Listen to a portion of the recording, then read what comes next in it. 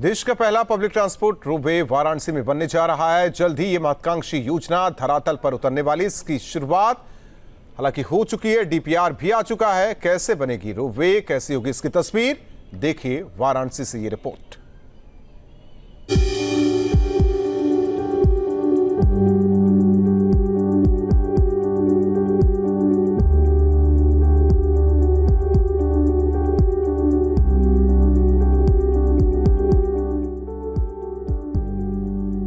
विश्व की प्राचीनतम नगरी काशी में आधुनिकतम पब्लिक ट्रांसपोर्ट रोपवे देखना अब संभव हो सकेगा।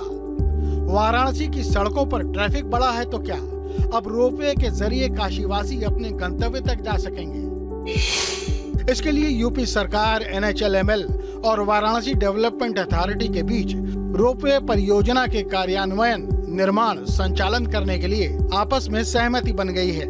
करीब 461 करोड़ की लागत से बनने वाले इस प्रोजेक्ट को 18 महीने यानी फरवरी 2024 तक पूरा करना है। इसकी कुल लंबाई 4.25 किलोमीटर होगी, जिसमें 5 स्टेशन प्रस्तावित हैं। कैंट पहला स्टेशन होगा, फिर विद्यापीठ स्टेशन, रथ यात्रा स्टेशन, गिरजाघर क्रॉसिंग स्टेशन और आखिरी स्टेशन गोदौलिया चौक होगा।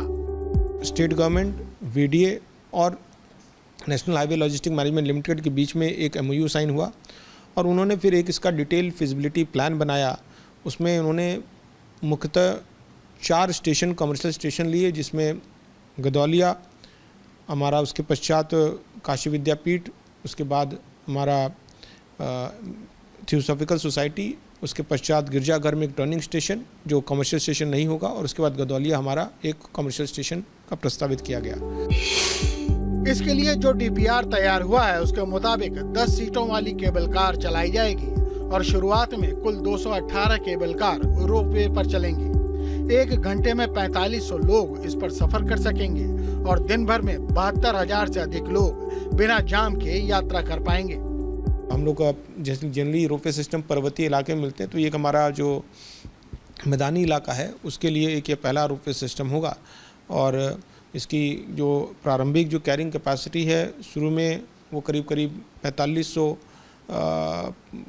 पर्सन पर ट्रिप पर डायरेक्शन होगी, जो करीब हम लोग देखें तो पूरे दिन भर में करीब 72,000 लोगों को वो सुविधा प्रदान की जा पाएगी। जो केबल कार होगी उसमें 10 लोगों की बैठने की क्षमता होगी। सिर्फ पूर्वांचल या यूपी का ही प्रमुख शहर नहीं, बल्कि दुनिया के पर्यटन मानचित्र पर दर्ज है वाराणसी। यहाँ देश विदेश से लोग दर्शन के लिए आते हैं। ऐसे में वाराणसी की भीड़ को देखते हुए और कोई दूसरा विकल्प भी नहीं दिखता। वाराणसी एक घना शहर है, उसमें ऑप्शन और कुछ नहीं है रोपवे के अलावा। ये इम्प्लीमेंटेशन बहुत पहले हो जाना चाहिए था। ये मैं सुन रहा हूँ करीब 3 वर्षों से।